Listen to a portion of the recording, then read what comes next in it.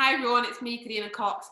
I'm delighted to have a very special guest with us today, celebrity chef and MS Society supporter, Dave Myers from the Hairy Bikers. So how are you doing, Dave?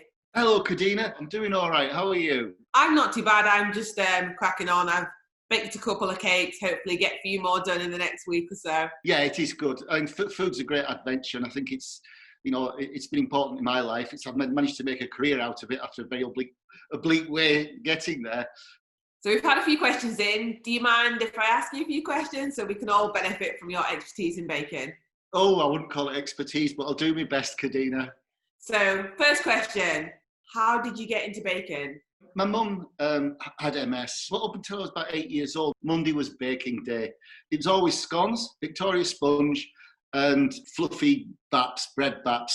I can still smell them, and the whole process I thought was quite magical, and that started me off. And then I really got into it about 2008, when we'd been around the world 3 times filming the bikers. All the first 3 series we'd been filming using charcoal stoves, so we couldn't bake. We'd never done pies, we'd never done cakes, we'd never done bread because we didn't have an oven.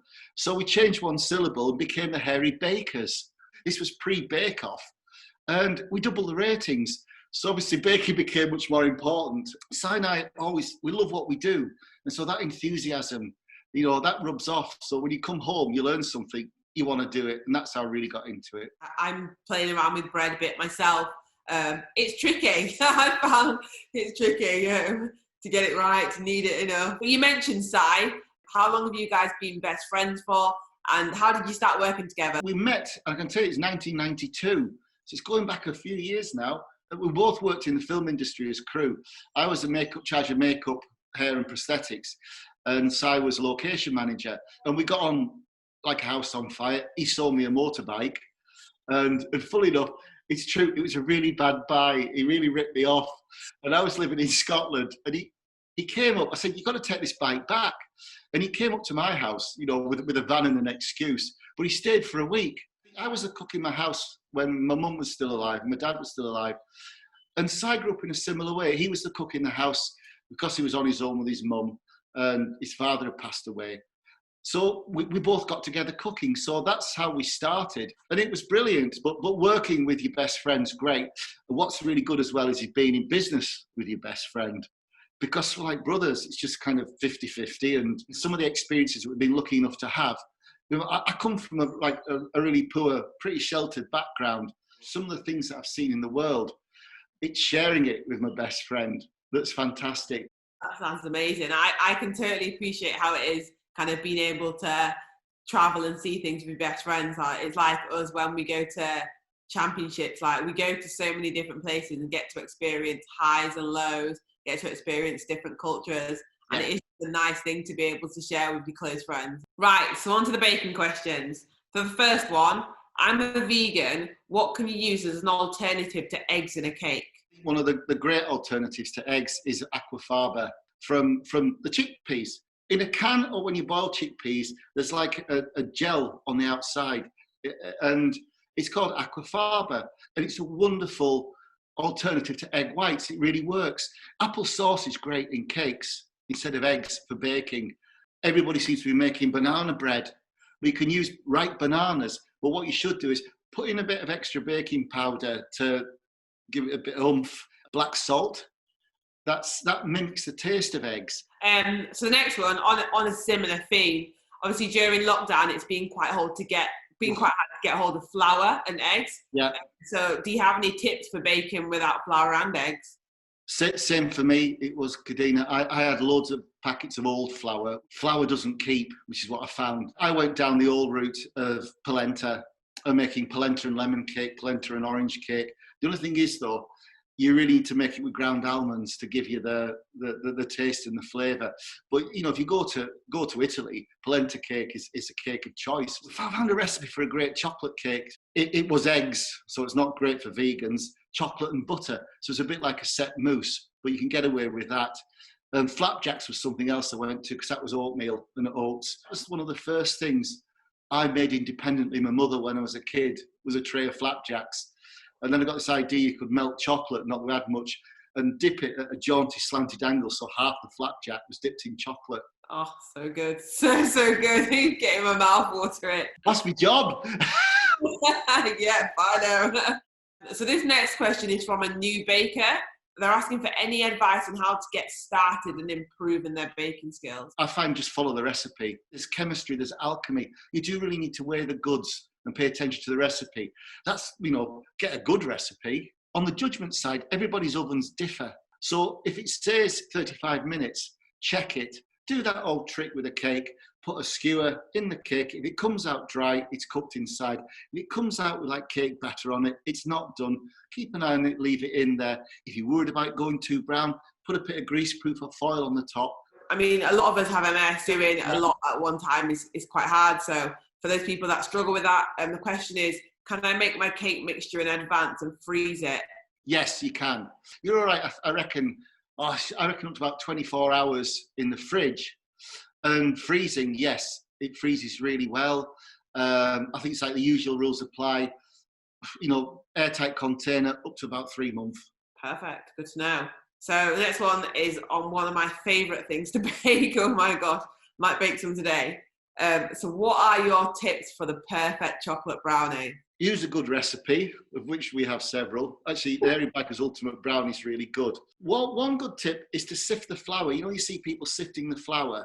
With brownies especially, it's good because it fluffs up and it helps the wet goods kind of bind to the flour. So you get like an even brownie. Because remember, you don't want a light fluffy brownie, do you? You want a bit of texture. Too much air will make it cakey. So you want that liquid to cling to the bits of flour. Another tip is with the brownies, you've got your tray, place that onto a preheated cooking sheet, and that kind of starts the cooking off on the bottom, so it cooks through evenly. So you haven't got a crusty top and like Mary Berry's famous soggy bottom. Another good tip as well is halfway through the baking, watch yourself, get some good oven gloves, and just give your tray of brownies a good, a good knock on the bottom of the tray.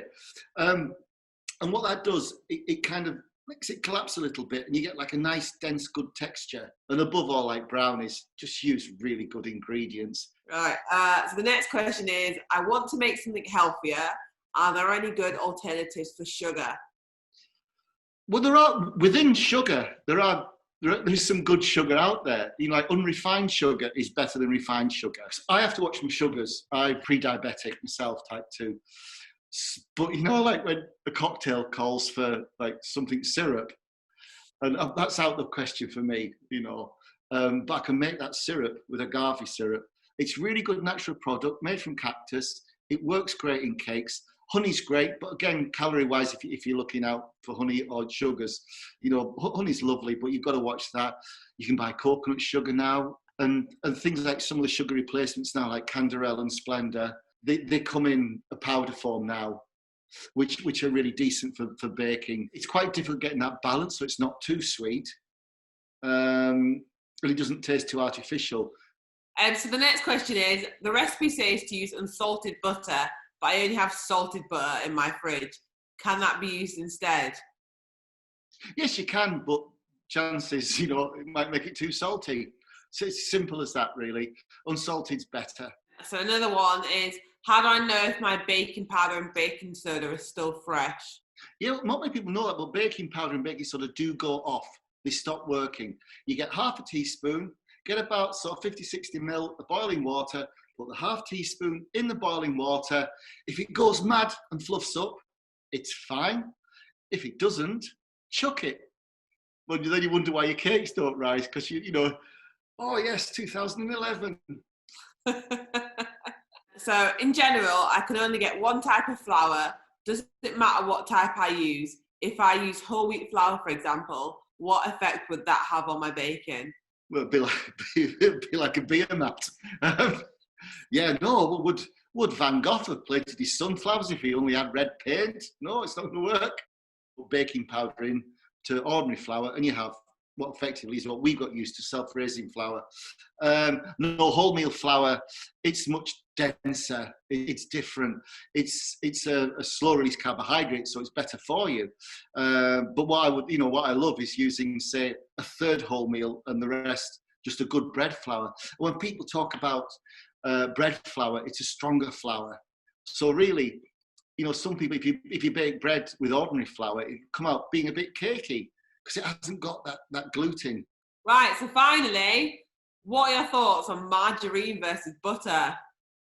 Butter, always butter for cakes. Butter is richer in flavour, it's moister, it's more tender. Thing is, you see, margarine has a lot of water, but whereas butter's got more fat. So therefore, it's like fat means flavour. It might not be great for it, but it works better, and it's kind of healthy fat. What you can use for cake is oil. Sunflower oil's great. We've got a Christmas cake recipe out there. It's free on the internet. That doesn't use butter. It uses it's sunflower oil in that. Yeah, I think I've used oil in my chocolate buttermilk cake. Which is That makes sense. Was it good? Yeah, so good. That sounds good, actually, the oil and buttermilk chocolate cake. Yeah, oh no, it was so good. Makes the best scones, buttermilk. I haven't nailed a scone yet. I can't quite get the bake on them right. I don't know what I'm doing wrong. The trick on telly is you stick an extra bit of baking powder in. and actually, so as long as you don't go too far that you can taste it, it does give your scones a nice lift. My culinary partner, Kingy, he's the scone king. He does a very, very nice scone, does Mr. King. I do like a scone. I haven't nailed it yet. Yeah, Mary Berry. Their scones have got to be great, haven't they? It's Mary Berry, isn't it? Everything's great. Yeah. Talking of that, what was it like when you were on Bake Off? Oh, Bake Off was an experience. I quite enjoy baking, and I thought it'd be something really fun. And don't get me wrong, it was so fun. But you know when you watch people on the Bake Off and they're like sat at like their oven, like with their face in, like come on, like, I'm baking, or they're like got something out and they're fanning the cake and they're having a meltdown. Yeah, I totally understand why it happened. We had to make a custard tart, a custard pie. I didn't even know what one was at first, to be fair. But we had to whisk the custard. Obviously, and for me, that just meant my MS got really bad, like just the fatigue in my hands, set off my spine. And then someone else did it for me. I had to get someone else to finish it for me, and they were lazy and used a whisk with the egg yolks in there as well. So my custard obviously didn't set. So I looked like a bad baker. But what was Paul Hollywood like with you? Oh, do you know what? He is fab. He's quite straight. The way he is on the TV is kind of how he is in real life. He's a bit blunt, straight to the point. Yeah. We were it was a party at one of the good food shows, and Paul Hollywood was there and he was dancing away. And Si went up in front and started dancing with Paul Hollywood and got closer till it was really intimidating. And Paul backed off, but I was behind him. So I just grabbed him like that. Si grabbed the front, and we waltzed him and sort of danced with him till the end of the record. And he didn't know what to do. So having met him, it was just like, it's not, he didn't like it really. I can imagine not. Yeah. Oh, it's all good fun though, isn't it? I can just picture his face. Oh wow. Yeah. Oh wow, this has been great. Thank you so much, Dave, for all the excellent tips. I know I'm personally going to take them on and be taking them into my baking coming up. So yeah, thank you, and I hope everyone else gets a lot out of it like I have. Well, thank you so much, Kadeena. It's such a pleasure talking with you. I think we could go on for hours, but we probably get shut down. Yeah, no, it's been really good, and that's it today, guys. Just hope you've enjoyed the chat as much as I have. Don't forget to sign up to the virtual cake break. Do it with your family and friends online, just like Dave and I have today. Sign up at cakebreak.org.uk.